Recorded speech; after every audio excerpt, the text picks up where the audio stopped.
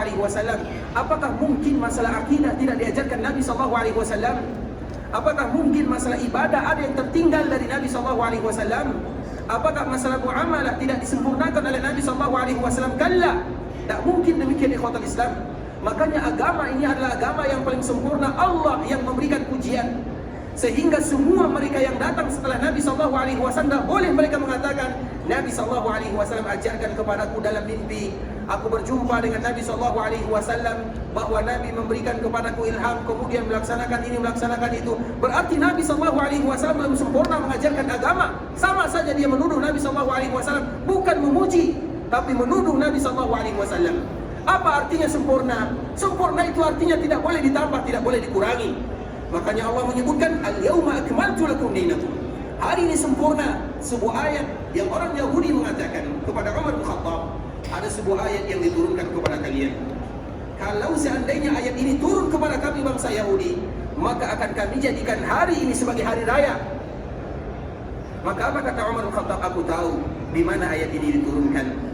Di mana Nabi Sallallahu Alaihi Wasallam? Bagaimana posisi Nabi Sallallahu Alaihi Wasallam? Nabi sedang berada di Arafah. Kemudian Nabi Sallallahu Alaihi Wasallam sedang berdoa. Maka di saat itulah Allah memberikan pujian kepada agama yang mulia ini. Al-yawma akmaltu lakum dinakum. Hari ini aku sempurnakan agama kalian. Apa makna sempurna? Tidak ada penambahan, tidak ada pengurangan. Sehingga tidak ada lagi yang namanya syariat diajarkan oleh Nabi kepada sebahagian, tidak diajarkan kepada sebahagian, tidak ada. Karena agama itulah kata sempurna. Dan itulah yang membedakan antara agama kita dengan agama-agama sebelumnya. Yang membedakan itu adalah ikhwatul Islam. Kalau agama kita Allah yang menyempurnakannya, artinya Allah yang menjaganya. Sampai hari kiamat Islam tidak akan pernah hilang di permukaan dunia. Sampai hari kiamat. Kenapa? Karena Allah yang memberikan jaminan untuk memberikan penjagaan.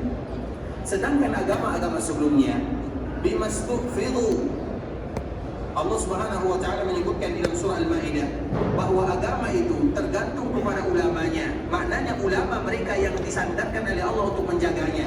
Kalau ulama mereka meninggal, berarti hilang agamanya. Atau kalau ulama mereka melenceng agamanya.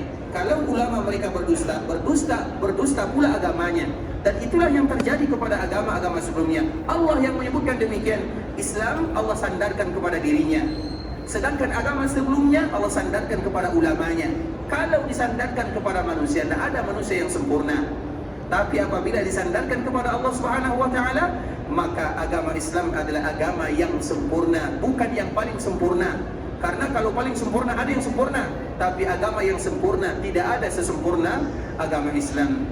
Oleh karenanya ikhwatul Islam, itulah diantara konsekuensi. Makanya para sahabat Nabi Sallallahu Alaihi Wasallam tahu betul akan ayat yang sangat indah ini, sehingga mereka tidak mau mendahului Nabi Sallallahu Alaihi Wasallam. Bahkan ikhwatul Islam pernah terjadi di kota Madinah. Kita tahu Nabi Sallallahu Alaihi Wasallam berasal dari Mekah. Kemudian Nabi Sallallahu Alaihi Wasallam hijrah ke kota Madinah. Orang Mekah mereka ahli dalam berdagang, karena memang situasi daerah mereka adalah daerah perdagangan. Mulai dari zaman dahulu kala, sebuah daerah yang strategis tempatnya. Kalau orang-orang Madinah, mereka ahli di dalam berkebun. Kemudian ketika Nabi SAW datang ke kota Madinah, Nabi SAW memperhatikan orang-orang Madinah, mereka sedang menanam kurma. Kemudian menanam kurma tentu ada caranya. Tidak sembarangan orang bisa menanamnya. Ada kawin antara kurma satu dengan kurma yang lainnya, al-liqah, yang disebut dengan liqah. Kemudian di kota Islam, dikala Nabi SAW memperhatikan para sahabat yang ahli, padahal mereka ahli, kalau bahasa kitanya orang Madinah ahli dalam pertanian, perkebunan, mereka ahlinya. Sedangkan Nabi tidak ada bidangnya dalam masalah pertanian, dan ini masalah dunia. Kemudian dikala Nabi melihat para sahabat, apa kata Nabi SAW? Aku merasa tidak demikian cara menanam pohon kurma. Aku merasa pohon kurma itu ditanam selesai. Kata Nabi SAW, orang-orang Madinah semua mereka tanpa bertanya, padahal mereka lebih tahu dari Nabi SAW masalah perkebunan, masalah menanam kurma. Tapi karena mereka tahu itu Nabi yang menyebutkannya, sehingga tanpa bertanya mereka melakukan apa yang disebutkan oleh Nabi SAW. Namun di kota Islam, qadarullah, beberapa bulan setelahnya kurmanya tidak jadi, karena tidak ada nikahnya, tidak dikawinkan. Mereka datang lagi kembali kepada Nabi SAW, ya Rasulullah, cara penanaman kurma yang dulu kamu ajarkan kepada kami tidak berhasil. Kemudian apa kata Nabi sallallahu alaihi wasallam? Antum a'lamu bi umuri dunyakum. Wahai kalian sahabatku, masalah dunia, karena ini masalah dunia, kalian lebih paham masalah dunia daripada diriku. Permasalahannya ikhwatul Islam, kita lihat sahabat Nabi sallallahu alaihi wasallam tanpa banyak bertanya, mereka langsung mempraktekkan apa yang disebutkan oleh Nabi sallallahu alaihi wasallam. Itu urusan dunia. Apakah mungkin mereka melanggar aturan Nabi sallallahu alaihi wasallam dalam masalah agama? Tidak mungkin. Nah, itulah maknanya bagaimana kita mencintai Nabi sallallahu alaihi wasallam. Apa makna menjadikan uswah dan qudwah dalam kehidupan? Betul-betul kita contoh Nabi sallallahu alaihi wasallam. Makanya dalam sebuah hadis ikhwatul Islam, dalam sebuah riwayat antara Umar bin Khattab radhiyallahu taala anhu dan Ya'la atau Umayyah bin Ya'la. Umayyah bin Ya'la ini dia sedang tawaf. Ka'bah al-Musyarrafah ada 4 sisinya, 4 rukun. Rukun Yamani, rukun Hajar Aswad. Yamani disebut dengan Yamani karena dia berada di kanannya Hajar Aswad, sehingga disebut dengan Yamani. Atau dia sejajar dengan daerah Yaman, dan Yaman itu adalah daerah setelah Taif sampai daerah belakangnya itu semua disebut dengan Yaman. Yaman dahulu dengan Yaman sekarang berbeda. Kemudian ikhwatul Islam, Hajar Aswad, 2 ini dianjurkan bagi kita untuk memegangnya. Rukun Yamani kalau kita bisa menyentuhnya kita sentuh. Kalau kita tidak bisa maka tidak menjadi masalah, kita lewat begitu saja. Kalau rukun Yamani. Kalau Hajar Aswad ada 3 kategori. Kalau kita bisa menciumnya itulah yang terbaik. Karena Hajar Aswad nanti, Hajar Aswad itu adalah batu putih yang berasal dari surga, diturunkan oleh Allah Azza wa Jalla. Kemudian nanti akan dikembalikan lagi kepada surga. Dan di akhirat Allah akan berikan kepadanya mata dan telinga. Dia akan bersaksi kepada semua mereka yang menciumnya di hadapan Allah Subhanahu wa taala. Sehingga untuk Hajar Aswad ada 3 kategori yang bisa kita lakukan. Kalau rukun Yamani 1 saja. Kalau kita sentuh alhamdulillah, kalau tidak maka kita lewat saja. Namun untuk Hajar Aswad 3. Yang pertama kita berusaha untuk menciumnya. Kalau bisa alhamdulillah. Kalau tidak bisa maka kita mencium apa yang tersentuh atau apa yang menyentuh Hajar Aswad. Misalnya kita masuk ke rombongan, kemudian karena mungkin badan kita terlalu kecil dibandingkan dengan orang-orang lain, kita tidak bisa sampai, hampir sampai, namun juga tidak bisa. Hampir sampai juga tidak bisa. Akhirnya tangan kita yang bisa menyentuh Hajar Aswad. Dan itu tidak menjadi masalah. Kalau mulut kita tidak bisa menyentuhnya, maka tangan kita memegangnya. Sama saja. Artinya ya ikhwatul Islam, alternatif yang kedua. Kemudian apabila tangan kita ini menyentuh Hajar Aswad, tangan inilah yang harus kita cium. Ganti daripada kita mencium Hajar Aswad, itu alternatif yang kedua. Dan alternatif yang ketiga, dan ini mungkin itulah yang kita lakukan semuanya, yaitu dikala kita tidak bisa mencium Hajar Aswad secara langsung dan juga tidak bisa mencium sesuatu yang menyentuh Hajar Aswad secara langsung, maka kita cukup memberikan isyarat sambil mengucapkan Bismillahirrahmanirrahim, Allahu Akbar. Itu merupakan kategori yang dianjurkan bagi kita melakukan di rukun Yamani dan di Hajar Aswad. Hajar Aswad ada 3, rukun Yamani ada 1. Kemudian 2 rukun ini, rukun yang lain tidak sama. Rukun yang lain itu kita lewat saja. Karena memang tidak dianjurkan oleh Nabi sallallahu alaihi wasallam demikian. Nah, Ya'la dikala dia melaksanakan tawaf, dia datang ke rukun Yamani. Kemudian dia juga datang ke Hajar Aswad, dilakukan sebagaimana tadi yang kita sebutkan. Sampai di rukun Al-Maghribain, yaitu 2 sisi barat atau 2 rukun ini, rukun Syami, rukun Iraqi, maka dia juga melakukan perkara yang sama, dipegangnya, disentuhnya. Kalau menurut kita, apa salahnya? Tidak ada salahnya. Terutama dikala kita tahu apa salahnya, tidak ada salahnya. Dilihat oleh Umar bin Khattab radhiyallahu taala anhu, kesini kamu. Kemudian apa katanya? Apakah kamu pernah tawaf bersama Nabi sallallahu alaihi wasallam? Maka Ya'la mengatakan, iya. Apakah kamu melihat Nabi sallallahu alaihi wasallam melakukan yang demikian? Maka Ya'la mengatakan, tidak. Kalau kamu tidak melihat Nabi melakukan yang demikian, kenapa kamu lakukan? Artinya ikhwatul Islam, padahal itu adalah masalah kecil, masalah yang tidak terlalu besar, masalah memegang Ka'bah al-Musyarrafah. Apa hukumnya kalau kita memegang 2 rukun yang ada di sini? Boleh atau tidak? Siapa yang bisa jawab? Rukun Yamani dianjurkan, Hajar Aswad ditekankan, tinggal 2 rukun lagi. Apa hukumnya? Siapa yang berani jawab? Tapi tak menjawab. Apa alasannya? Apa hukumnya? Boleh tidak kita memegangnya? Boleh tidak? Apa salahnya kita memegangnya? Ka'bah, semua Ka'bah pun boleh bagi kita untuk memegangnya, tidak ada salahnya. Yang salah itu kalau seandainya itu dijadikan bagian daripada tawaf. Karena sebahagian kaum muslimin mereka menganggap itu bagian daripada tawaf, sebagaimana mereka menganggap itu bagian seperti rukun yamani dan hajar aswad. Kalau kita ingin memegangnya, terutama bagi kita yang penasarannya tingkat tinggi, silakan, tidak menjadi masalah. Tapi jangan jadikan itu bagian daripada ibadah tawaf. Karena itu berbeda ikhwatul Islam. Kita mengatakan bukan berarti tidak boleh, silakan, tapi jangan jadikan bagian itu bagian daripada menyentuhnya bagian daripada tawaf. Artinya apa ikhwatul Islam? Demikianlah para sahabat Nabi. Itulah yang namanya laqad kana lakum fi Rasulillahi uswatun hasanah. Dan kisah ini juga terjadi kepada Muawiyah radhiyallahu taala anhu. Muawiyah dikala dia menjadi pemimpin, 40 tahun lamanya dia menjadi pemimpin di sebuah daerah yang bernama daerah Syam. 20 tahun menjadi amir, 20 tahun menjadi seorang raja, dan dia merupakan raja pertama kaum muslimin. Dan itu adalah raja pertama kaum muslimin setelah sebelumnya disebut dengan khilafah. Karena khilafah itu selesai dikala selesainya cucu Nabi yang bernama Hasan bin Ali bin Abi Thalib radhiyallahu taala anhuma. Setelah itu adalah raja kaum muslimin. Raja yang disebut dengan raja atau pemimpin kaum muslimin atau presiden dan semisalnya. Intinya tidak ada lagi yang namanya khalifah kecuali sampai batasannya kepada Hasan cucu Nabi sallallahu alaihi wasallam. Nah, kisah ini sama. Muawiyah radhiyallahu taala anhu, dia tawaf ketika dia menjadi pemimpin kaum muslimin. Kemudian dikala dia tawaf, dia memegang semua rukun yang ada. Dipegangnya rukun Yamani, dipegangnya Hajar Aswad, dipegangnya rukun Syami, rukun Riyadh, semuanya dipegang oleh Muawiyah. Kemudian dilihat oleh Abdullah bin Abbas radhiyallahu taala anhu. Kita tahu Abdullah bin Abbas ulamanya dari kalangan sahabat Nabi. Abdullah bin Abbas dia punya dua kemuliaan. Yang pertama kemuliaan secara nasab, karena nasabnya sama dengan Nabi, sepupu Nabi. Dan yang kedua kemuliaan secara agama, karena dia ulamanya dari kalangan sahabat Nabi. Berarti induknya para ulama semuanya. Abdullah bin Abbas radhiyallahu taala anhu. Dan yang demikian karena Nabi yang mendoakan dirinya. Ketika dia selalu menolong Nabi sallallahu alaihi wasallam, di malam hari dia tidak tidur.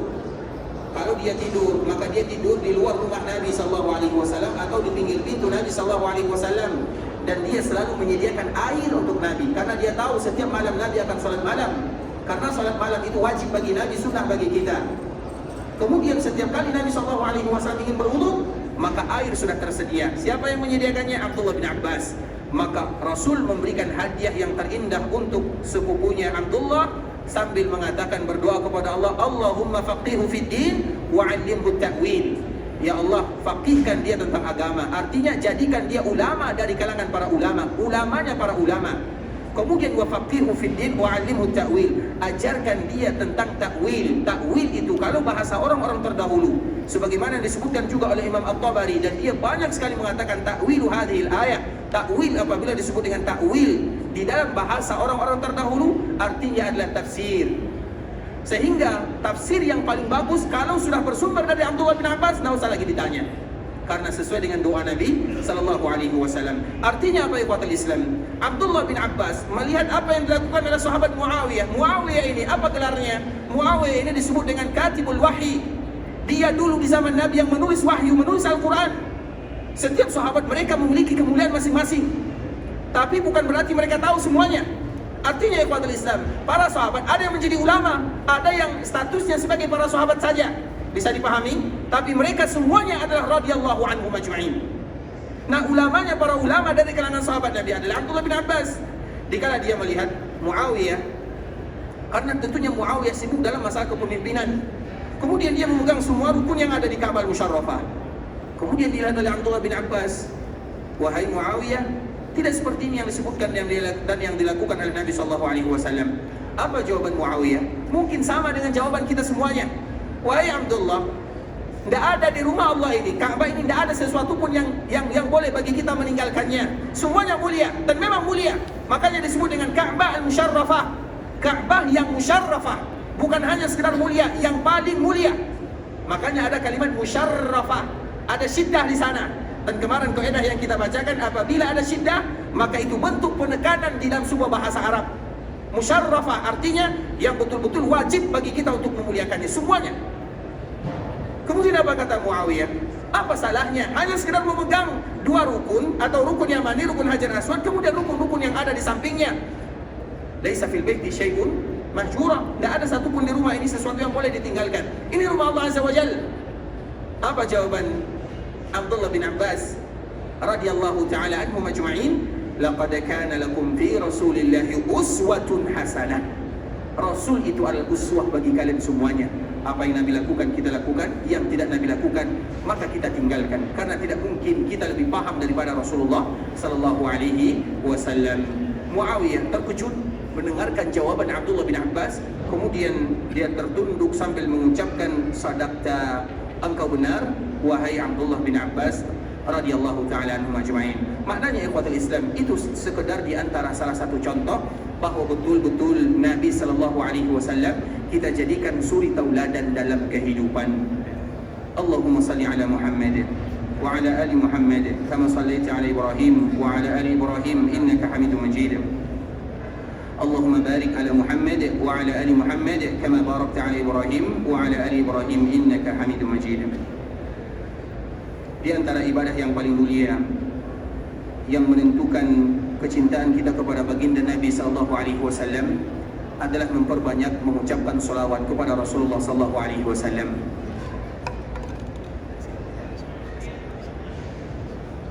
Di dalam sebuah riwayat disebutkan ikhwatul Islam, Nabi sallallahu alaihi wasallam menyebutkan, man shalla alayya salatan mukhlishan min qalbi. Apabila ada umatku yang mengucapkan salawat kepada diriku betul-betul ikhlas dari dalam hatinya. Kita tahu mengucapkan salawat itu ada faedah di dunia dan ada faedah di akhirat. Semuanya banyak faedahnya. Tapi yang harus kita ingat, faedah yang Allah berikan atau keutamaan yang Allah sebutkan itu adalah bonus dari Allah Subhanahu wa taala, bukan tujuan utama. Kita harus ingat, setiap ibadah yang kita lakukan, misalnya Allah menganjurkan kepada kita bersedekah, bahwa tidak akan pernah berkurang harta orang yang bersedekah. Maknanya orang yang bersedekah akan diganti oleh Allah Subhanahu wa taala di dunia sebelum diganti di akhirat. Setiap orang yang bersedekah itu motivasi untuknya. Tapi setiap kali mereka bersedekah, maka tujuan mereka adalah karena Allah. Kalau diganti oleh Allah, itu bonus dari Allah Subhanahu wa taala. Tapi tetap tujuan utama kita karena Allah, ikhlas karena Allah. Ikhlas itu artinya murni. Begitu juga dengan selawat. Selawat itu banyak sekali faedahnya, tapi harus ingat, maka tujuan yang paling utama dan yang terutama karena Allah Subhanahu wa taala, karena cinta kepada Rasulullah sallallahu alaihi wasallam. Kalau diberikan yang lain, itu bonus dari Allah Subhanahu wa taala. Makanya di dalam hadis ini Nabi menyebutkan, man shalla alayya salatan mukhlishan min qalbi. Barang siapa yang berselawat kepadaku betul-betul ikhlas dari dalam hatinya, minimal ada 4 pahala yang akan mereka terima. Yang pertama, sallallahu alaihi biha asyra. Kalau kita berselawat kepada Nabi, Allah yang berselawat kepada kita. Allah itu berselawat kepada hambanya, Allah juga berselawat kepada nabinya. Walaupun antara selawat kepada Nabi dengan selawat kepada hamba berbeda maknanya, tapi intinya kalau kita berselawat kepada Nabi, Allah yang berselawat kepada orang yang berselawat kepada Nabi sallallahu alaihi wasallam. Dan kita sangat butuh selawat Allah kepada kita dibandingkan dengan selawat kita kepada Nabi sallallahu alaihi wasallam. Artinya kita yang butuh mengucapkan selawat. Itu pahala yang pertama. Pahala yang kedua, Allah Subhanahu wa taala akan berikan kepadanya 10 pahala dari satu selawat yang dia ucapkan. Kemudian pahala yang ketiga, Allah hapuskan untuknya 10 kesalahan dari satu selawat yang tadi dia ucapkan. Kemudian yang keempat, Allah angkat derajatnya 10 derajat dari satu selawat yang tadi dia ucapkan. Artinya satu selawat ini pahala yang disebutkan oleh Nabi sallallahu alaihi wasallam. Makanya kurang pantas rasanya ketika kita melewati hari-hari tanpa mengucapkan selawat kepada Nabi sallallahu alaihi wasallam. Dengan itu pula lah Nabi menyebutkan, man nasiyas salata alayya, barang siapa yang lupa, lalai, tidak ingat atau pura-pura atau dilalaikan dengan yang lainnya, tidak mengucapkan selawat kepadaku, maka nanti dia akan salah menuju surga Allah Subhanahu wa taala. Dan kita tidak mau demikian ikhwatul Islam. Oleh karenanya ibadah yang paling mulia yang dihadiahkan oleh Allah kepada hambanya adalah memperbanyak selawat dan salam kepada Rasulullah sallallahu alaihi wasallam. Ikhwatul Islam, saudara kaum muslimin, kita akan kembalikan atau kita akan kembali melanjutkan pembahasan kita yang sebelumnya, masih berkaitan dengan orang-orang Ansar, bagaimana nasihat dan wasiat Rasulullah sallallahu alaihi wasallam kepada orang-orang Ansar dan bagaimana cintanya Rasulullah sallallahu alaihi wasallam kepada orang-orang Ansar. Dan kemarin kita telah menyebutkan di antara salah satu sifat Rasulullah sallallahu alaihi wasallam adalah al-wafa. Ikhwatul Islam, kita akan menyebutkan sebuah kisah yang sangat indah yang menunjukkan bagaimana kedekatan Nabi SAW dengan Madinah dan bagaimana pula kedekatan Nabi SAW dengan penduduk Madinah. Karena kota Madinah dan penduduknya, kotanya kota yang dicintai Nabi, penduduknya penduduk yang disayangi oleh Nabi SAW. Dua kesatuan yang tidak boleh dipisahkan. Tak mungkin Nabi cinta kepada kotanya, tidak cinta kepada penduduknya, atau Nabi cinta kepada penduduknya, tidak cinta kepada kotanya. Tak. Nabi sayang, Nabi cinta kepada kota Madinah. Makanya dikala Nabi masuk ke dalam kota Madinah, Nabi menyebutkan sebuah doa, yang mana doa ini juga dianjurkan bagi setiap kita yang masuk ke kota Madinah untuk mengucapkannya. Apa doa Nabi SAW?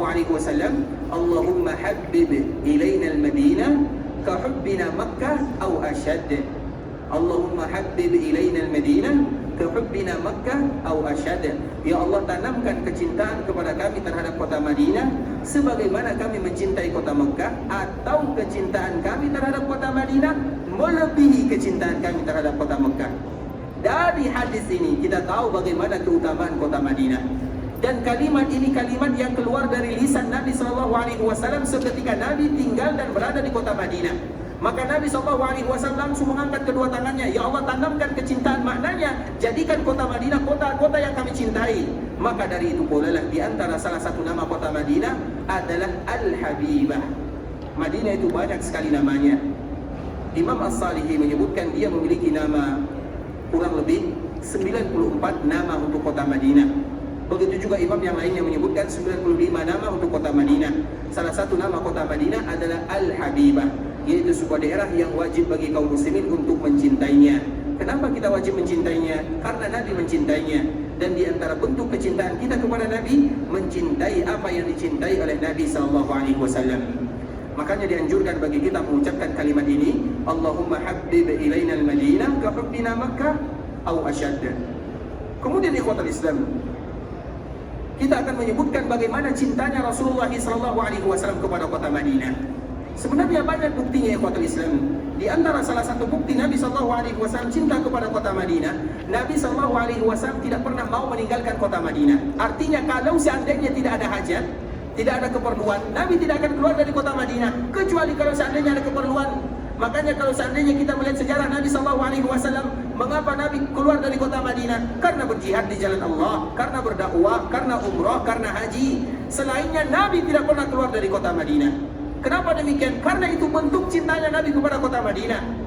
Kalau seandainya Nabi keluar dari kota Madinah, sebagaimana disebutkan oleh sahabat Anas bin Malik radhiyallahu taala anhu, kalau seandainya Nabi SAW keluar dari kota Madinah, ikhwatul Islam, kemudian Nabi SAW ingin kembali ke kota Madinah, misalnya Nabi safar untuk melaksanakan ibadah umrah.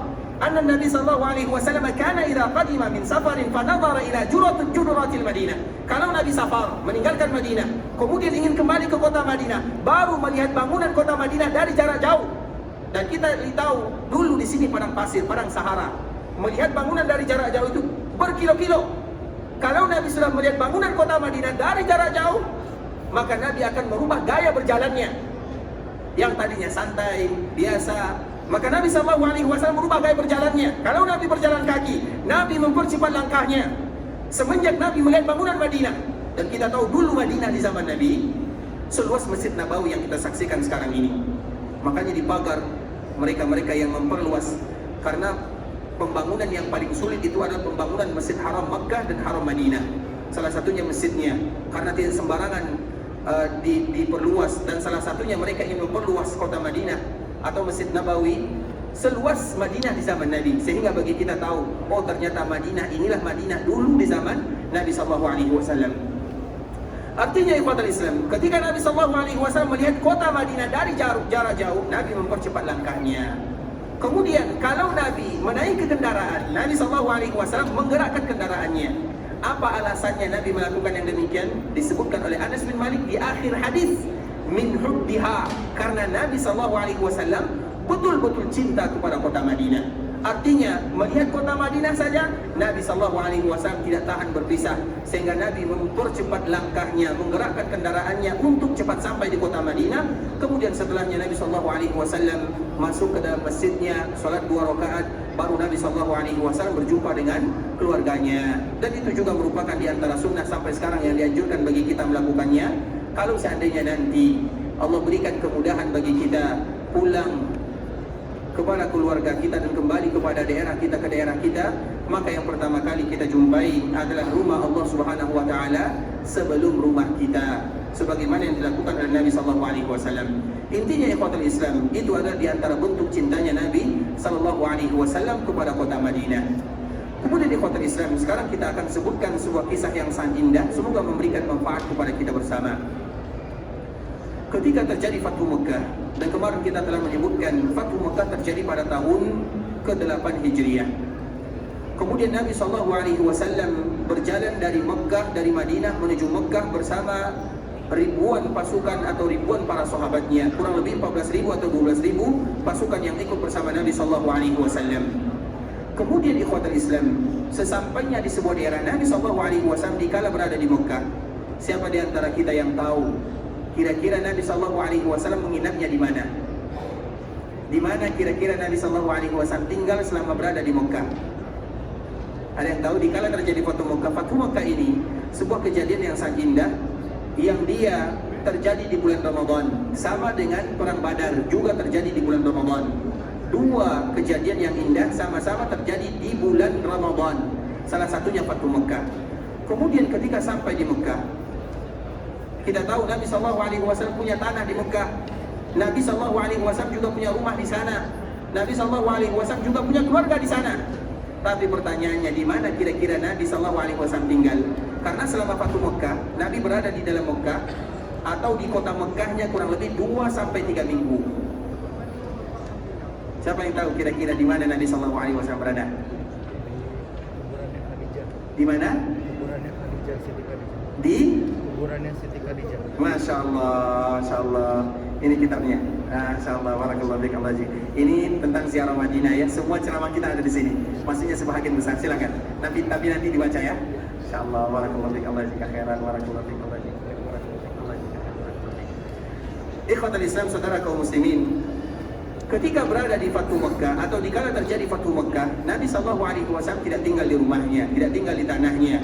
Namun Nabi SAW tinggal di sebuah daerah yang bernama Al-Ajun. Ajun ini ikhwatul Islam tidak jauh dari perkuburan ibunda kita Khadijah radhiyallahu taala anha. Artinya apa ikhwatul Islam? Seolah-olah di sini ada beberapa makna yang ingin kami sampaikan. Makna yang pertama, mengapa Nabi SAW tinggal di sana? Seolah-olah Nabi SAW ingin berbagi cerita dengan istrinya Khadijah radhiyallahu taala anha. Khadijah adalah wanita yang paling dicintai oleh Nabi SAW. Satu-satunya wanita yang paling dicemburui oleh ibunda kita Aisyah radhiyallahu taala anha. Sampai-sampai Aisyah mengatakan, "Ya Rasulullah, apakah engkau masih ingat dengan nenek tua itu?" Seolah-olah bahasanya seperti itu. Dengan Al-Ajuz, nenek tua itu. Padahal Allah sudah mengganti kamu dengan yang masih muda. Dirinya maksudnya. Saking cemburunya, dan itu kalimat biasa dari wanita. Padahal Aisyah tidak pernah berjumpa dengan Khadijah. Tak tahu dia bagaimana mukanya. Tapi Aisyah paling cemburu kepada Khadijah radhiyallahu taala anha, bahkan mengeluarkan kata-kata nenek tua. Itu kalau bahasa kitanya kita terjemahkan al-ajuzah. Kemudian apa kata Rasulullah SAW? Mendengarkan Aisyah mengatakan yang demikian, tidak demi Allah, Allah tidak pernah mengganti dengan yang lebih baik daripada Khadijah. Siapa yang lebih bagus antara Khadijah dengan Aisyah? Siapa? Khadijah atau Aisyah? Tak boleh kita bertanya demikian, karena kedua-duanya sama-sama bagus. Khadijah seolah-olah dia yang menjadi sponsor dakwah Nabi SAW pada periode Mekah, sedangkan Aisyah sponsor Nabi SAW di periode Madinah. Sama-sama bagus. Jadi pertanyaannya yang salah, bukan jawabannya. Nah, boleh kita membandingkan antara dua orang yang mulia ini. Kemudian ikhwatul Islam, Nabi SAW tinggal di sana, tidak jauh dari perkuburan ibunda kita Khadijah. Seolah-olah Nabi SAW ingin menyampaikan kabar gembira, wahai Khadijah, ini hasil perjuangan kita selama ini, terutama dulu kita di Mekah. Nabi susah payah bersama istrinya Khadijah radhiyallahu taala anha, berjuang siang dan malam. Khadijah itu orang kaya, kita tahu semuanya. Nabi dikala menikah dengan Khadijah, sehingga Nabi ikut kaya. Tapi dikala Khadijah meninggal, mana kekayaan Khadijah?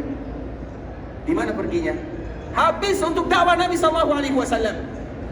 Berapakah kira-kira kekayaan ibunda kita Khadijah? Ada sebagian para ulama, ini sekedar pendekatan saja. Kurang lebih kekayaannya itu sampai 40 juta rial. Maksudnya 40 juta rial berapa kira-kira kita uangkan? Berapa ringgit atau berapa rupiah misalnya. Intinya ikhwatul Islam, ibunda kita Khadijah, wanita kaya bukan wanita sembarangan. Tapi dikala dia meninggal, mana hartanya? Habis semuanya berdakwah untuk sponsor Nabi SAW. Sehingga dikala Allah berikan kemenangan kepada kaum muslimin, terjadi Fatu Makkah, seolah-olah kebahagiaan ini adalah kebahagiaan Nabi dengan istrinya Khadijah radhiyallahu taala anha. Maka Nabi SAW tidak tinggal di dalam Makkah, atau tidak tinggal di rumah lamanya atau di tanahnya, tapi tinggal tidak jauh dari perkuburan ibunda kita Khadijah, ingin memberikan atau ingin berbagi bahagia dengan istrinya walaupun sudah tiada, Khadijah radhiyallahu taala anha. Itu dalam satu sisi. Dalam sisi lain, tentunya kalau seandainya Nabi tinggal di sana, Nabi membuat rumah baru atau Nabi berkemah. Kalau tinggal hanya 3 minggu, apakah perlu rumah baru? Atau cukup dengan bikin tenda saja atau kemah saja? Tenda saja ikhwatul Islam. Artinya ikhwatul Islam, mengapa Nabi melakukan yang demikian? Bukan berarti Nabi tidak punya tanah dan rumah, bukan berarti Nabi tidak punya keluarga. Makkah itu sudah berada di bawah kekuasaan Nabi SAW. Tapi kenapa Nabi SAW melakukan yang demikian? Seolah-olah memberikan isyarat kepada orang-orang Madinah. Karena orang-orang Madinah, mereka sudah mulai ada perasaan-perasaan yang tidak enak di dalam hatinya. Apa perasaannya? Mekah sudah kembali dikuasai oleh Nabi. Berarti Nabi akan tinggal di kampung halamannya. 53 tahun lamanya Nabi tinggal di sana. Apakah mudah meninggalkan kampung halaman kita? 53 tahun kita tinggal di sana. Tidak mudah ikhwatul Islam. Wajar kalau seandainya orang Madinah, mereka memiliki perasaan, bisa jadi dikala setelah terjadinya Fatu Makkah ini, Nabi SAW tinggal di Mekah. Nabi tidak lagi kembali ke kota Madinah. Nabi sudah mulai lupa kepada kita semuanya. Dan itu perasaan yang biasa yang buat Islam. Kita pun akan sama perasaannya. Sehingga Nabi SAW seolah-olah memberikan jawaban. Lihatlah jawabannya, wahai sahabat-sahabatku yang berasal dari Madinah.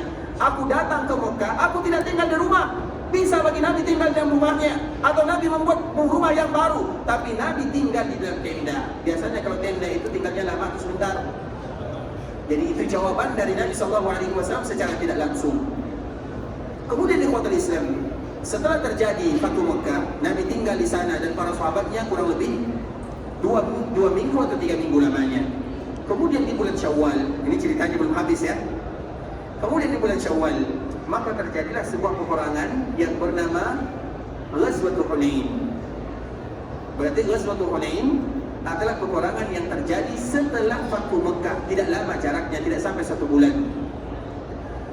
Peperangan Hunain ini ikhwatul Islam adalah peperangan yang berbeda dari peperangan yang lainnya. Ada perbedaan di sana. Sehingga Allah Subhanahu wa taala mengabadikan perang Hunain ini di dalam Al-Qur'an. Allah Subhanahu wa taala menyebutkan, "Laqad nasarakumullah fi mawatin katsirah wa yawma Hunain id a'jabatkum kathratukum falam tughni ankum minallahi syai'a wa dhaqat 'alaikumul ardu bima rahabat thumma wallaytum mudbirin." Perang Hunain ini ikhwatul Islam tadi kita menyebutkan, biasanya Nabi kalau berperang mengirim pasukan perang, berapa banyak pasukan yang dikirim oleh Nabi SAW? Tidak lebih dari 3.000. Contohnya kemarin kita menyebutkan perang Mu'tah, sebelum terjadi Fatu Makkah, Nabi mengirim pasukan perang jumlahnya 3.000 dipimpin oleh Zaid bin Harithah, kemudian Ja'far sepupunya, kemudian Abdullah bin Rawahah, kemudian yang keempat Khalid bin Walid. 3.000 pasukan yang melawan 120.000 orang. Kemudian di akhir kehidupan Nabi SAW, Nabi SAW juga mengirim pasukan Usama, anaknya Zaid yang tadi gugur di perang Mu'tah. Pasukannya juga tidak lebih dari 3.000 orang. Artinya ikhwatul Islam, jarang Nabi SAW berperang dan juga kaum muslimin banyak, tidak ada. Maksimal 3.000 orang saja. Tapi tiba-tiba dikala terjadi perang Hunain, berapa jumlah kaum muslimin? Tadi yang berangkat dari Madinah menuju Mekah berapa orang? 12.000. Belum lagi orang-orang yang berasal dari Mekah, mereka yang masuk ke dalam agama Islam. Ketika mereka masuk ke dalam agama Islam, kemudian terjadi meletus perang Hunain, tentunya mereka ikut bersama Nabi SAW. Maka perang Hunain ini dihadiri dan bersama Nabi SAW kurang lebih 14.000. Bukan cuma yang sedikit di zaman Nabi SAW. Karena memang biasanya Nabi mengirim pasukan perang 3.000, 4.000, maksimal 3.000. Kemudian tiba-tiba di perang Hunain ini banyak pasukan kaum muslimin.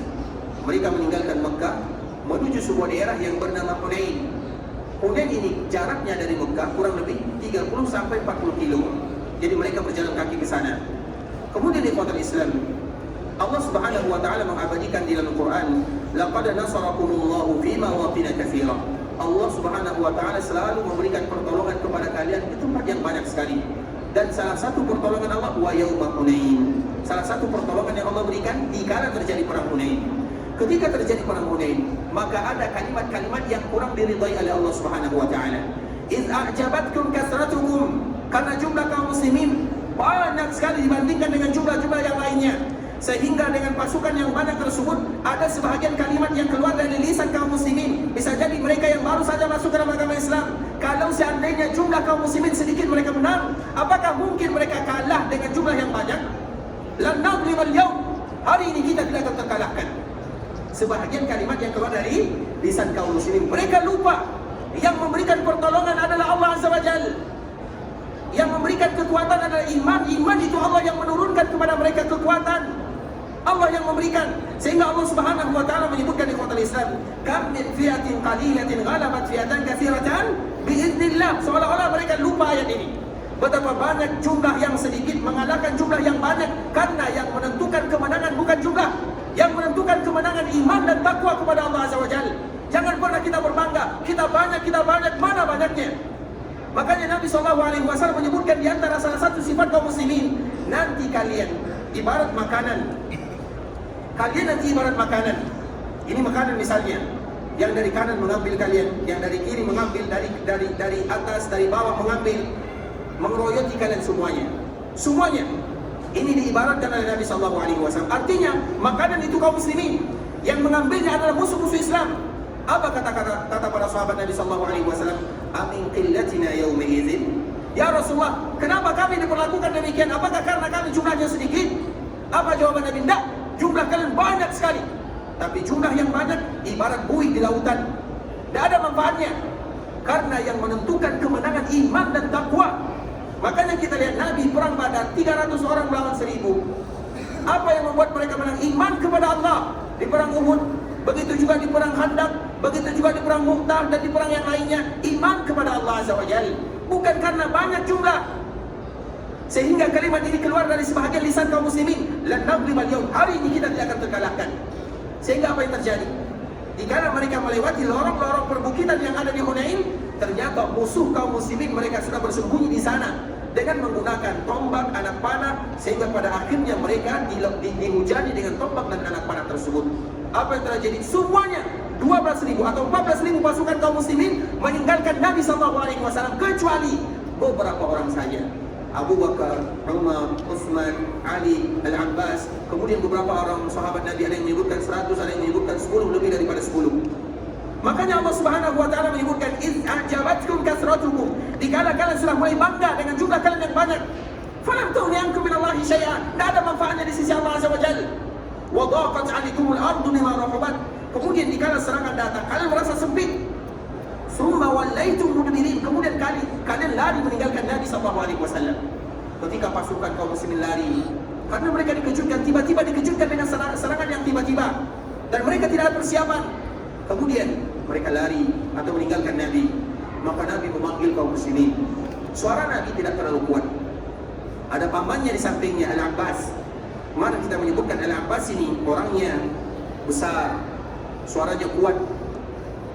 Kemudian Nabi SAW memerintahkan Al-Abbas untuk berseru kepada orang-orang atau kaum muslimin. Kemudian Al-Abbas menyebutkan apa yang disampaikan oleh Nabi. Nabi menyebutkan kepada Al-Abbas, Al-Abbas menyampaikan kepada kaum muslimin. Kemudian dengan suara yang lantang, sayyad, karena dia adalah sayyad, suaranya lantang sekali. Maka saat itulah, karena Al-Abbas mengatakan, wahai kalian yang membaiat Nabi SAW, wahai kalian muhajirin, wahai kalian ansar, wahai kalian, dipanggil semuanya. Sehingga pada akhirnya mereka berkumpul dan kembali berbaris bersama Nabi SAW. Kemudian apa kata Allah? Thumma anzalallahu sakinatahu ala rasulihi wa ala al-mu'minin. Kemudian Allah menurunkan ketenangan untuk Nabi dan untuk orang-orang mukminin. Dan Allah juga menurunkan malaikat. Nah, di antara peperangan yang diikuti oleh malaikat, perang Badar, malaikat juga turun. Perang Hunain, malaikat juga turun. Namun turunnya malaikat ini berbeda. Dikala terjadi perang Badar, malaikat turun dan berperang bersama kaum muslimin. Kalau dikala terjadi perang Hunain, malaikat turun tapi tidak berperang bersama kaum muslimin. Itu perbedaannya. Malaikat sama-sama diturunkan oleh Allah Azza wa Jalla, namun di perang Badar mereka ikut membunuh kaum musyrikin, sedangkan di perang Hunain tidak ikut membunuh kaum musyrikin. Terus apa gunanya Allah menurunkan malaikat? Untuk memberikan ketenangan dan kenyamanan serta kekuatan, motivasi dan inspirasi untuk kaum muslimin agar mereka kembali semangat berjuang bersama Rasulullah SAW. Kemudian apa yang terjadi ikhwatul Islam? Setelahnya mereka kembali kepada Nabi SAW dan Allah menurunkan kemenangan atau ketenangan kepada Nabi dan kepada kaum muslimin, dan Allah menurunkan malaikat-malaikatnya. Maka setelah itu kaum muslimin berhasil mengalahkan orang-orang yang ada di Hunain. Dan di antara salah satu perbedaan perang Hunain yang kedua, perang Hunain ini dipimpin oleh salah seorang yang bernama Malik. Malik ini dia membawa semua pasukannya atau semua keluarganya atau semua hartanya untuk melawan Nabi SAW. Jadi artinya apa? Dikala terjadi perang Hunain, orang-orang musyrikun atau mereka yang memusuhi Nabi SAW membawa semua hartanya keluar, membawa semua keluarganya keluar, sehingga rampasan perang yang paling banyak adalah rampasan perang yang ada di Hunain. Kemudian di kota Islam, ketika orang-orang tersebut meninggalkan Hunain karena mereka sudah kalah, mereka lari sampai ke sebuah daerah yang bernama Taif. Maka Nabi SAW dan kaum muslimin mengejarnya. Kemudian harta rampasan ini dititipkan oleh Nabi SAW di sebuah tempat yang bernama Ji'rana. Kita tahu semuanya Ji'rana, batas tanah haram. Kemudian Nabi SAW mengejar pasukan kaum musyrikin ini sampai ke Taif. Kemudian mereka bersembunyi di sana. Lama sudah Nabi SAW menunggu kesempatan, namun ternyata Nabi SAW belum bisa menumbangkan mereka semuanya. Pada akhirnya Abu Bakar memberikan isyarat kepada Nabi SAW, bisa jadi nanti mereka akan menyerah secara sendirinya. Akhirnya Nabi SAW kembali ke kota Mekah atau kembali ke Ji'rana, kemudian membagikan harta rampasan kepada kaum muslimin yang ada di Ji'rana yang dititipkan oleh Nabi SAW. Nah, kemudian di kota Islam di Ji'rana ini, dikala Nabi SAW membagikan harta rampasan perang yang sangat banyak jumlahnya, maka ini juga ada perbedaan yang kedua. Biasanya Nabi kalau membagi harta rampasan, semua mereka yang ikut berperang mendapatkan bagian. Namun ketika terjadi perang Hunain berbeda. Jumlah kaum muslimin yang berasal dari Madinah, jumlah mereka 12.000 orang. Jumlah mereka yang berasal dari Mekah kurang lebih 2.000 orang. Namun ketika Nabi SAW membagikan harta rampasan Hunain, tidak 1% pun didapatkan oleh penduduk Madinah. Orang Madinah mereka gigit jari, tidak mendapatkan harta rampasan yang dibagikan oleh Nabi SAW. Wajar kalau seandainya mereka bertanya-tanya, mengapa Nabi melakukan yang demikian? Karena tidak biasa Nabi SAW melakukannya. Iya, mereka tidak butuh, atau tujuan mereka bukan harta rampasan. Tujuan mereka berjihad karena Allah Azza wa Jalla, dan kita tahu orang Ansar apa tujuannya. Mereka menolong Nabi, mereka bersama Nabi, mereka membantu Nabi SAW. Namun itu hadiah dan bonus dari Allah Subhanahu wa taala, yang mana biasanya Nabi membagikannya sama rata. Namun sekarang Nabi SAW tidak membagikan kepada penduduk Madinah. Nabi hanya fokus kepada penduduk Makkah. Abu Jahal, bukan Abu Jahal, Abu Sufyan yang baru saja masuk dalam agama Islam, diberikan oleh Nabi 100 ekor unta. 100 ekor unta bukan jumlah yang sedikit. Kemudian Ikrimah yang baru saja masuk dalam agama Islam, mungkin baru 1 minggu. Ikrimah anaknya Abu Jahal diberikan oleh Nabi SAW 100 ekor unta lagi. Kemudian ditambah 100, kemudian ditambah lagi 100, 300 untuk dirinya. Kemudian begitu juga dengan yang lainnya. Sofwan bin Umayyah, anaknya Umayyah. Umayyah tahu kita siapa Umayyah, orang yang paling memusuhi Nabi SAW, masuk juga ke dalam agama Islam, dibagi oleh Nabi SAW, sehingga semua harta rampasan yang ada di Hunain habis dibagi-bagikan kepada penduduk Makkah. Tidak satu pun penduduk Madinah mendapatkan bagian darinya.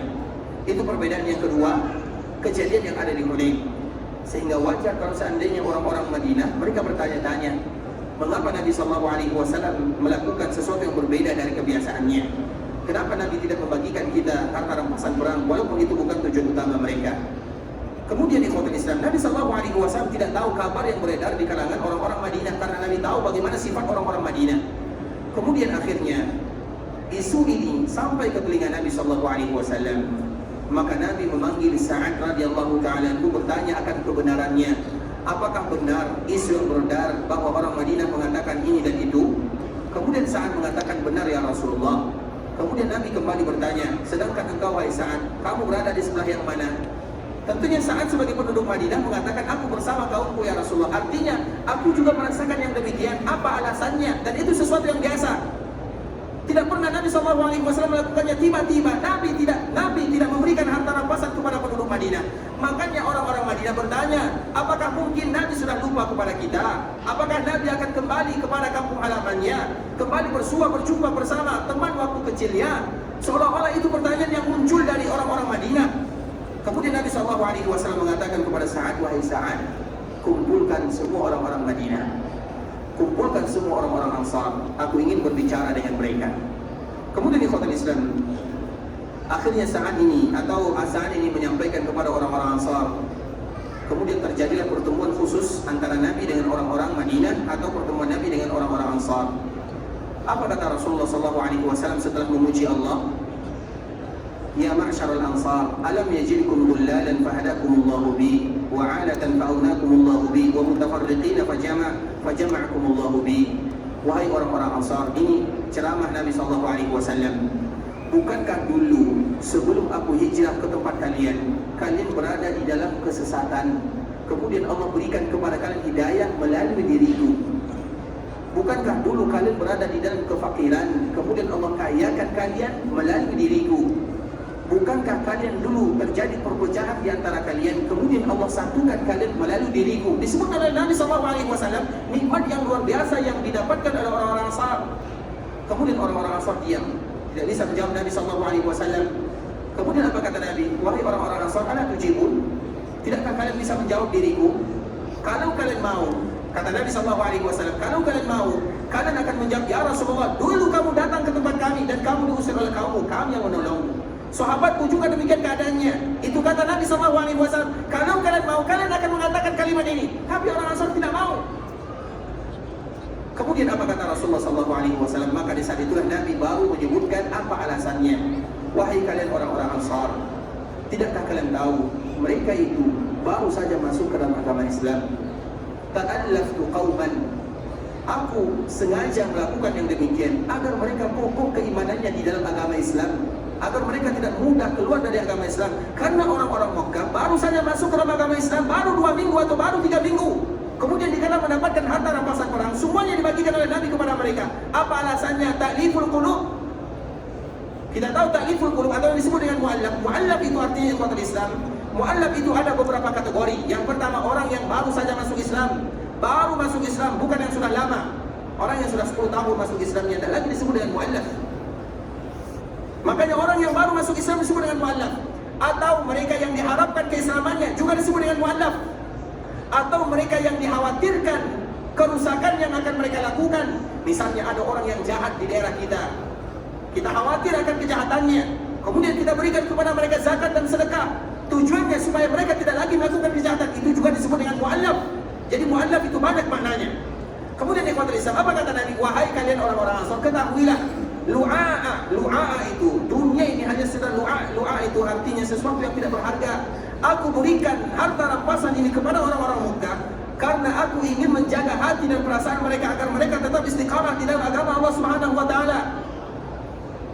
Kemudian apa kata Rasulullah SAW setelahnya? Ketahuilah kalian wahai orang-orang Ansar, laula al-hijrah lakuntum ra'an min al-ansar. Kalaulah bukan karena hijrah, maka aku akan bergabung bersama orang-orang Ansar. Aku lebih memilih bersama orang-orang Ansar. Maknanya aku ingin bersama kalian. Kalaulah bukan karena hijrah. Namun Nabi SAW berhijrah. Nabi berasal dari Mekah. Kemudian apa kata Rasulullah SAW? Ketahuilah kalian wahai orang-orang Ansar, an-nasu bithar, sesungguhnya manusia itu ibarat selimut. Selimut itu biasanya ikhwatul Islam, kalau kita pakai selimut berarti masih ada pakaian yang kita pakai. Manusia itu ibarat selimut, sedangkan al-ansar itu ibarat pakaian. Pakaian itu langsung menempel di jasad Nabi SAW. Kemudian apa kata Rasulullah SAW? Lau salakan nasu wadiya.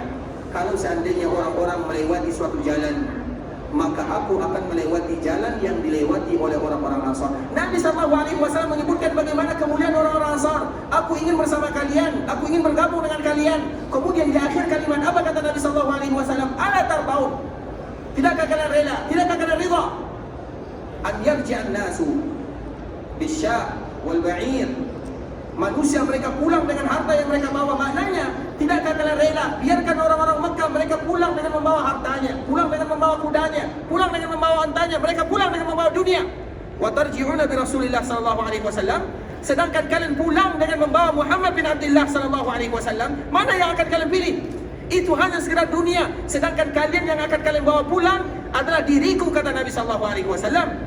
Aku yang akan senantiasa pulang dan bersama kalian. Aku tidak akan pernah berpisah selama-lamanya dari kalian.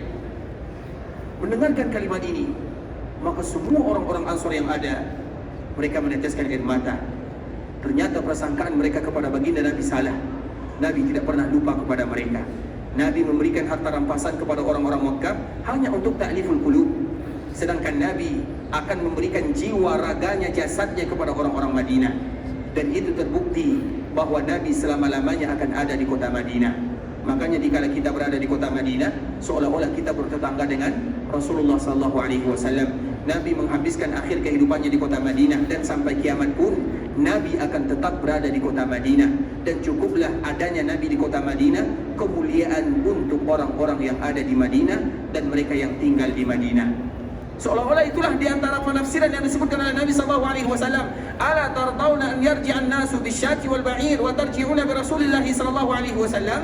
Tidakkah kalian rela biarkan manusia pulang dengan membawa dunia, dengan membawa hartanya, sedangkan kalian pulang dengan membawa Rasulullah SAW? Maka dikala mendengarkan kalimat Nabi SAW, orang-orang Ansar menundukkan kepalanya, menetes air matanya, membasahi jenggotnya. Kemudian setelahnya mereka menyebutkan radina billahi rabba. Kami rela, kami ridha menjadikan Allah sebagai Rabb kami, dan kami ridha dan rela menjadikan Nabi Muhammad sebagai Nabi kami, dan juga kami ridha terhadap pembagian Rasulullah SAW. Artinya ikhwatul Islam, Nabi SAW tidak pernah lupa kepada kota Madinah. Kemudian dengannya pula lah Nabi SAW setelah terjadi perang ini, Nabi SAW membagikan harta rampasan. Kemudian dari Ji'rana ini Nabi kembali melakukan ibadah umrah. Dan ini merupakan umrah yang ketiga Nabi SAW. Kemudian Nabi berumrah. Kemudian setelah umrah Nabi SAW tinggal di kota Madinah dan kembali bergabung dengan penduduk Madinah. Itu merupakan di antara bentuk sayang dan cintanya Nabi kepada Madinah dan juga kepada penduduk Madinah. Nabi selama-lamanya tidak akan pernah meninggalkan penduduk Madinah dan juga kota Madinah karena sayangnya Rasulullah SAW kepada mereka semuanya. Oleh karenanya ikhwatul Islam, cerita yang singkat ini merupakan cerita yang sangat indah, terutama dikala kita ingin mengetahui bagaimana cintanya Rasulullah SAW kepada kota Madinah dan juga kepada penduduk Madinah. Maka wajar kalau seandainya Nabi SAW menyebutkan, Allahumma habbib ilaina al-Madinah ka hubbina Makkah aw asyad. Ya Allah, tanamkan kecintaan kepada kami terhadap kota Madinah, atau sebagaimana kami mencintai kota Mekah, atau kecintaan kami terhadap kota Madinah melebihi kecintaan kami terhadap kota Mekah. Karena memang Nabi tinggal di kota Madinah, dan untuk selama-lamanya Nabi pun akan selalu berada di kota Madinah. Dan ketika Allah berikan kemudahan, kemuliaan kepada kita datang ke kota Madinah, bisa bertetangga dengan Nabi SAW di dunia, walaupun hanya beberapa hari saja, maka harapan kita tentunya semoga kita pun bisa bertetangga dengan Nabi di dalam surga untuk selama-lamanya. Ikhwatul Islam, saudara kaum muslimin, para tamu Allah rahimani wa rahimakumullah. Sampai di sini pembahasan yang bisa kami sebutkan, kami sampaikan, dan semoga bisa memberikan manfaat kepada kita bersama, terutama dikala kita mengetahui sejarah kota Madinah, keutamaan kota Madinah, bagaimana cintanya Nabi SAW kepada kota Madinah, agar kita pun mencintai kota Madinah.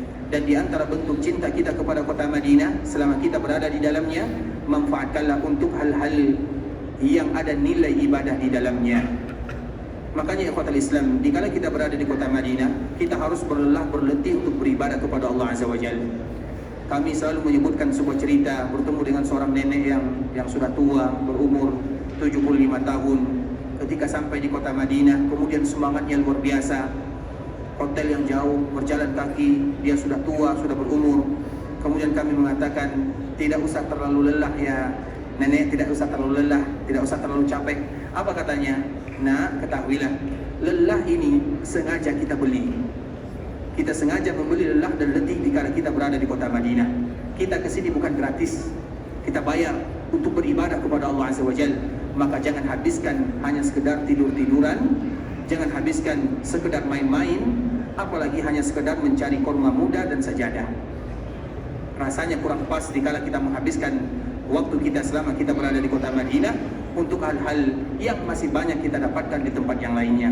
Oleh karenanya itulah maknanya bagaimana kita cinta kepada kota Madinah. Kita duduk di dalam masjid Rasulullah SAW untuk baca Al-Quran, untuk berzikir, untuk mengetahui sejarah Nabi. Sebagaimana hadis yang selalu kita sebutkan, hadis Ibnu Majah dari sahabat Abu Hurairah, barang siapa yang datang ke kota Madinah, barang siapa yang berada di masjid Rasulullah SAW, kemudian dia belajar agama, belajar kebaikan, belajar Al-Quran, belajar hadis Nabi SAW, dia ibarat orang yang berjihad di jalan Allah Subhanahu Wa Taala. Kita tinggal di masjid Rasulullah mungkin 3 hari atau 4 hari, maka kita ambil bagaimana supaya kita tetap terhitung sebagai orang yang berjihad di jalan Allah Subhanahu Wa Taala. Ikhwatul Islam, saudara kaum muslimin, sebelumnya kami mohon maaf karena 1 minggu ke depan kita tidak akan mengadakan pengajian. Jadi mulai besok Senin sampai Senin berikutnya kita istirahat sejenak karena orang yang berceramah ingin safar. Artinya ikhwatul Islam, insyaallah 1 minggu kita tidak lagi berceramah di masjid Rasulullah SAW ini karena keadaan situasi. Jadi kita ingin safar dan semoga nanti Allah kembali memberikan kepada kita rezeki untuk bisa bersua dan berjumpa di kota Rasulullah SAW di kesempatan yang lainnya. Jadi insyaallah malam ini merupakan malam terakhir untuk 1 minggu saja. Kemudian setelahnya kita akan kembali mengulang pertemuan kita dengan pembahasan-pembahasan yang lainnya. Kita berharap kepada Allah Subhanahu Wa Taala agar Allah Subhanahu Wa Taala ampunkan dosa kita bersama. Allah ampunkan dosa orang tua kita, dosa saudara-saudari kita, dosa guru-guru kita, dosa para ulama, dosa tetangga kita, dosa kaum muslimin, dosa pemimpin kita, dan seluruh orang-orang yang pernah melakukan kebaikan kepada kita. Kita berharap kepada Allah agar Allah memberikan kemudahan dalam setiap urusan, memberikan kesehatan, kemudahan, keberkahan dalam kehidupan. Kalau ada di antara kita yang masih tinggal di kota Madinah, semoga kita selalu semangat untuk menggapai kebaikan-kebaikan yang disebutkan oleh baginda Nabi yang mulia sallallahu alaihi wasallam. Kalau ada di antara kita yang ingin pergi ke Mekah, semoga Allah mudahkan perjalanannya, Allah terima amal ibadahnya, Allah kabulkan doanya, Allah jadikan umrah yang mereka lakukan adalah umrah yang mabrurah, sa'yun mashkur wa dzambun maghfur. Kalau ada di antara kita yang ingin meninggalkan Mekah dan Madinah untuk pulang ke kampung halamannya, semoga Allah Subhanahu Wa Taala memberikan kelancaran terhadap perjalanannya dan Allah kembali mengumpulkan mereka bersama keluarganya dalam keadaan sehat walafiat. Kita tutup dengan mengucapkan doa kafaratul majlis. Subhanakallahumma wa bihamdika asyhadu an la ilaha illa anta astaghfiruka wa atubu ilaik. Wa sallallahu wa sallim ala nabiyyina wa habibina wa khalilina wa sayyidina Muhammadin wa ala alihi wa sahbihi wa sallama tasliman katsira. Assalamualaikum warahmatullahi wabarakatuh.